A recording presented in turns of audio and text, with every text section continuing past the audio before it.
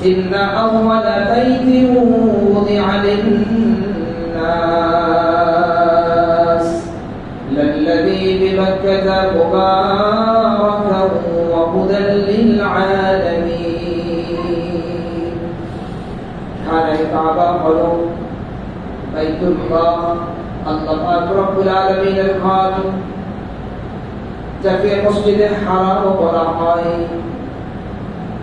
আল্লাহ পাক রব্বুল আলামিন এই ঘরকে মক্কাতুল মুকাররমায় রেখেছেন এই ঘরের কারণে ওই অঞ্চল ওই এলাকার নাম বৃদ্ধি হয়ে গেছে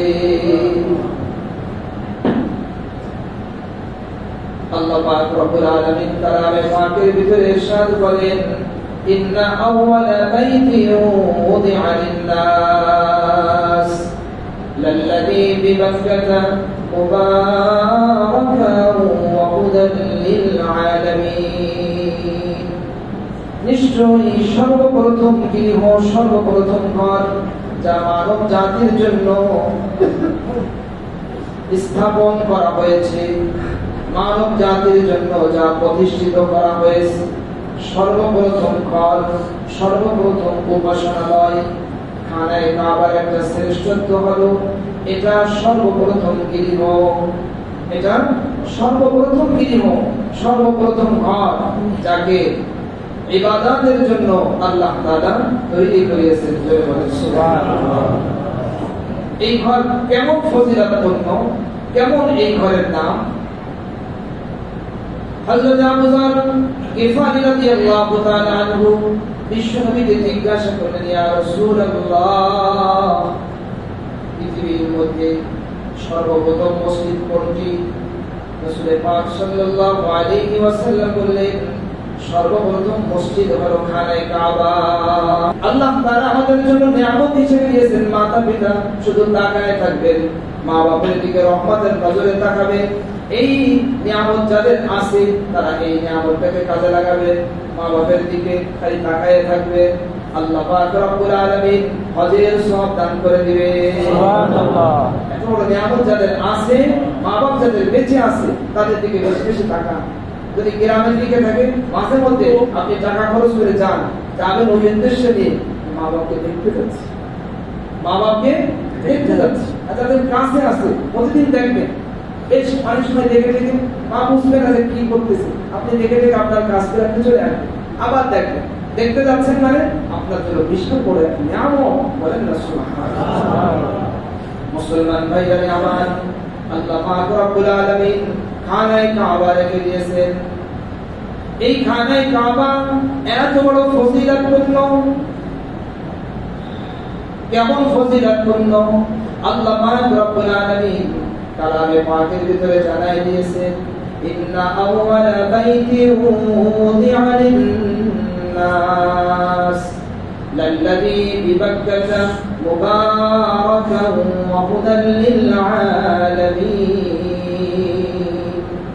দ্বিতীয় নম্বরের ফজিলত হলো খানায়ে কাবা এটা বরকতময় সুবহানাল্লাহ খানায়ে কাবা বরকতময় বরকত শব্দের অর্থ হলো বৃদ্ধিময় আমরা অনেক মানুষ বুঝি না যে বরকত মানে বেড়ে যাওয়া বরকত মানে বেড়ে যাওয়া বরকত মানে বৃদ্ধি হওয়াটা দুই ভাবে হয় একটা হলো বাস্তবিকই বেড়ে যাওয়া আর একটা হলো বাস্তবে বেড়ে যাচ্ছে না এটা হলো আধ্যাত্মিকভাবে বাড়তেছে কিভাবে বাড়তেছে আধ্যাত্মিকভাবে খানায়ে কাবা কেমন বরকতপূর্ণ আল্লাহ তাআলা করে দিয়েছেন এই যে মক্কাতুল মুকাররমা এই অঞ্চলের জমি বালুকাময় জমি চাষাবাদের উপযোগী না খালি পাহাড় আর পাহাড় যারা গেছেন তারা দেখছেন শুধু পাহাড় আর পাহাড় বালুকাময় এরিয়া বালুকাময় জায়গা মরুভূমি চাষাবাদের উপযোগী জায়গা নেই এমন জায়গার ভিতরে আল্লাহ তাআলা সব মৌসুমে